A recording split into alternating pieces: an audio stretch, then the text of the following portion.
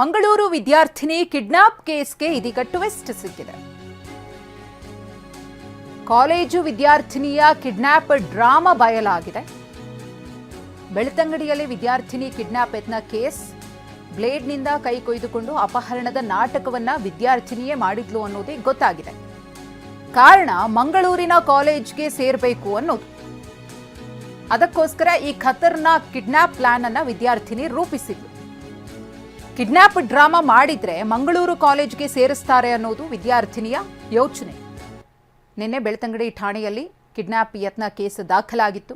ನಿನ್ನೆ ಇಡೀ ದಿನ ಪೊಲೀಸರ ತಂಡದಿಂದ ಕಾರ್ಯಾಚರಣೆ ನಡೆಯುತ್ತೆ.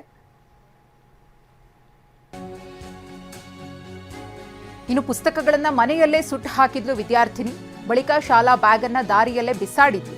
ಸ್ಕೂಟಿಯನ್ನ ನಿಲ್ಲಿಸಿ ಬ್ಲೇಡ್ನಿಂದ ಕೈ ಕೊಯ್ದುಕೊಂಡು ನಾಟಕವಾಡಿದ್ಲು.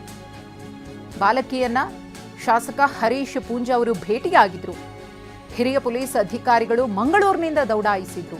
ತನಿಖೆಯ ಮೇಲೆ ತನಿಖೆಯನ್ನ ಮಾಡಿದ ಪೊಲೀಸರಿಗೆ ಅಸಲಿಯತ್ತು ಗೊತ್ತಾಗಿದೆ. ಪೊಲೀಸರ ಬಳಿ ಬಾಲಕಿಯಿಂದಲೇ ನಿಜ ಘಟನೆಯ ಬಗ್ಗೆ ಮಾಹಿತಿ. ಆಕೆಯೇ ಬಾಯ್ಬಿಟ್ಟಿದ್ದಾಳೆ ಯಾವ ಕಾರಣಕ್ಕೋಸ್ಕರ ಈ ರೀತಿ ಕಿಡ್ನಾಪ್ ನಾಟಕವಾಡಿದೆ ಅಂತ ಹೇಳಿ. ಮಂಗಳೂರು ಕಾಲೇಜ್ಗೆ ಸೇರುವ ಉದ್ದೇಶದಿಂದ ಈ ರೀತಿಯಾಗಿ ಕಿಡ್ನಾಪ್ ನಾಟಕವಾಡಿದ್ದಾಗಿ ಒಪ್ಕೊಂಡಿದ್ದಾಳೆ. ನಮ್ಮ ಪ್ರತಿನಿಧಿ ಪೃಥ್ವಿ ಕುರಿತು ಮತ್ತಷ್ಟು ಮಾಹಿತಿಯನ್ನ ಕೊಡ್ತಾರೆ. ಪೃಥ್ವಿ, ಹೇಗೆ ಪೊಲೀಸರು ಈಕೆಯ ಬಾಯಿಯಿಂದ ಸತ್ಯವನ್ನ ಬಾಯ್ಬಿಡಿಸಿದ್ರು ಅಂತ?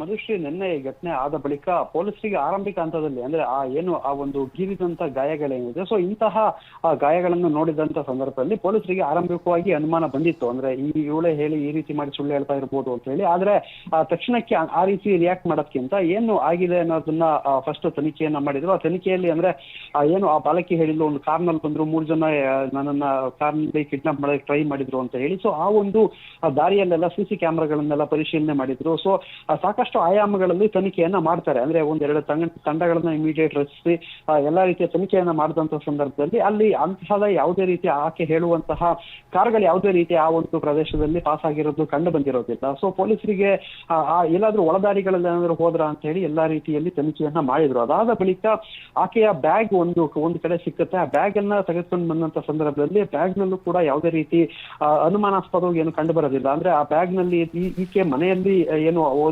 ಶಾಲಾ ಆದ್ರೆ ಕಾಲೇಜಿನ ಪಠ್ಯ ಪುಸ್ತಕಗಳೇನಿರುತ್ತೆ, ಸೊ ಅದನ್ನ ಮನೆಯಲ್ಲೇ ಸುಟ್ಟಾಕಿ ಹೋಗಿದ್ರಿಂದ ಆ ಬ್ಯಾಗ್ ಗಳಲ್ಲಿ ಯಾವುದೇ ರೀತಿ ಬುಕ್ಸ್ ಗಳು ಕಂಡಿರೋದಿಲ್ಲ. ಸೊ ಎಲ್ಲಾ ಆಯಾಮಗಳಲ್ಲಿ ತನಿಖೆಯನ್ನ ಮಾಡಿದ ನಂತರ ಸೊ ಬಾಲಕಿಯನ್ನ ಅಂದ್ರೆ ಆಕೆಯನ್ನ ವಿಶ್ವಾಸಕ್ಕೆ ಪಡೆದಂತ ಪೊಲೀಸರು ನಿಜವನ್ನ ಬಾಯಿ ಬಿಡಿಸಿದ ಸಂದರ್ಭದಲ್ಲಿ ಆಕೆ ಹೇಳಿರುವಂತದ್ದು ಅಂದ್ರೆ ನನಗೆ ಬೆಳ್ತಂಗಡಿ ಕಾಲೇಜಿನಲ್ಲಿ ಓದ್ಲಿಕ್ಕೆ ಇಷ್ಟ ಇಲ್ಲ, ಅವರ ಆಕೆ ಬಾಲಕಿಯ ತಂದೆ ಮಂಗಳೂರಿಗೆ ಆಕೆಯನ್ನ ವಿದ್ಯಾಭ್ಯಾಸಕ್ಕೆ ಕಳಿಸ್ಲಿಕ್ಕೆ ಒಪ್ತಾ ಇರ್ಲಿಲ್ಲ. ಸೊ ಅದಕ್ಕೋಸ್ಕರ ಈ ರೀತಿ ಒಂದು ಹೈಡ್ರಾಮಾವನ್ನು ಕ್ರಿಯೇಟ್ ಮಾಡಿದ್ರೆ ಸೊ ತಂದೆ ಮಂಗಳೂರಿಗೆ ಓದ್ಲಿಕ್ಕೆ ಕಳಿಸ್ತಾರೆ ಅಂತ ಹೇಳಿ ಆ ಬಾಲಕಿ ಈ ರೀತಿ ಒಂದು ಡ್ರಾಮಾವನ್ನ ಕ್ರಿಯೇಟ್ ಮಾಡಿದಂಥದ್ದು. ಸೊ ಇಲ್ಲಿ ಪ್ರಮುಖವಾಗಿ ಆಕೆ ಬೇರೆ ಯಾವುದೇ ರೀತಿ ಉದ್ದೇಶಕ್ಕೆ ಮಾಡಿಲ್ಲ, ಕೇವಲ ಆಕೆ ಮಂಗಳೂರು ಕಾಲೇಜಿಗೆ ಸೇರೋದಕ್ಕೋಸ್ಕರ ಈ ರೀತಿ ಮಾಡಿದಾಳೆ ಅನ್ನೋದು ಈಗ ಪ್ರಾಥಮಿಕವಾಗಿ ಗೊತ್ತಾಗಿದೆ. ಅದು ಕೂಡ ಪೊಲೀಸರು ಸಂಪೂರ್ಣವಾಗಿ ತನಿಖೆಯನ್ನು ಇನ್ನೂ ಕೂಡ ಮುಂದುವರಿಸಿದ್ದಾರೆ.